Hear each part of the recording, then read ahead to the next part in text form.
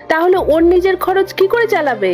মা, যখন ইনকামের থেকে খরচ বেশি হয় মানুষ কিন্তু তখনই বড় কিছু করার কথা ভাবে। যদি কেউ কম ইনকাম নিয়ে পড়ে থাকে তাহলে কিন্তু সে সারা জীবনে কখনোই ভালো কিছু করতে পারবে না। আর মা, ও তো আমাদের বংশেরই ছেলে, তাই আমি জানি ও ঠিক কিছু না কিছু ভালো একটা করেই নেবে। আচ্ছা ঠিক আছে, তোর যা ভালো মনে হয় তুই তাই কর। ঠিক আছে মা।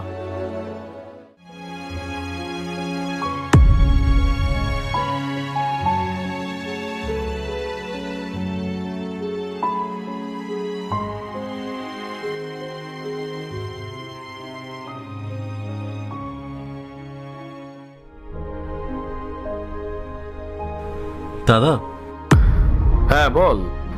দাদা দাদা, আমি বলছি আগে মাকে ডেকে নি। মা, ও মা। কি হয়েছে?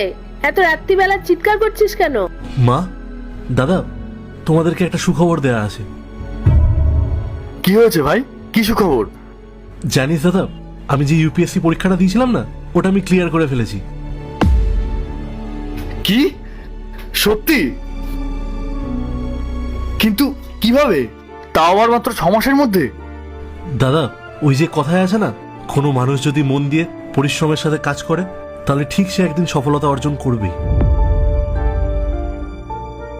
তাই আমি পরিশ্রম করে মন দিয়ে পড়াশোনা করে ইউপিএসসিটা ক্লিয়ার করে ফেলেছি। I am very proud of you my brother. আমি জানতাম তুই জীবনে অনেক বড় হবি। দাদা, বলছিলাম যে তোর থেকে একটা হেল্পের দরকার ছিল। আসলে আমি ইন্টারভিউ দিতে যাবো, তো ওর জন্য একটা নতুন ড্রেসের দরকার ছিল। তার জন্য তুই কিছু আমায় টাকা দিতে পারবি? আমি তোকে কথা দিচ্ছি, আমি জব পাওয়া মাত্রই তোর সব টাকা শোধ করে দেবো। আরে তুই পাগল নাকি? তোর কত টাকা লাগবে তুই শুধু বল। আর আর শোন, তোকে একটা কথা বলি। আমি আর স্নেহা মিলে একটা প্ল্যান করেছিলাম যে এই পাগলের কাঁধে একটা দায়িত্ব চাপিয়ে দেওয়া যায় কিনা, তাহলেই ও জীবনে কিছু বড় করতে পারবে। আর আমার পূর্ণ আস্থা ছিল তোর উপরে যে তুই নিশ্চয়ই বড় কিছু করবি। আর তুই বড় কিছু করেছিস। আসলে ভাই, এগুলো সবই একটা ড্রামা ছিল। তুই আমাদের পরিবারেরই অংশ, আর ভাই ভাইয়ের মধ্যে কোনো রকম টাকার সম্পর্ক হয় না। যা আমার তাই তোর। কংগ্রাচুলেশনস ভাই। থ্যাংক ইউ বৌদি। দাদা, আমি কতটা ভুল ছিলাম, তোকে কতটা ভুল ভাবছিলাম। আমি তাই ভাবছিলাম যে আমার দাদা এরকম কি করে করতে পারে।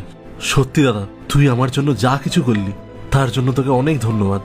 আরে এটা তো আমার কর্তব্য ছিল। আয়।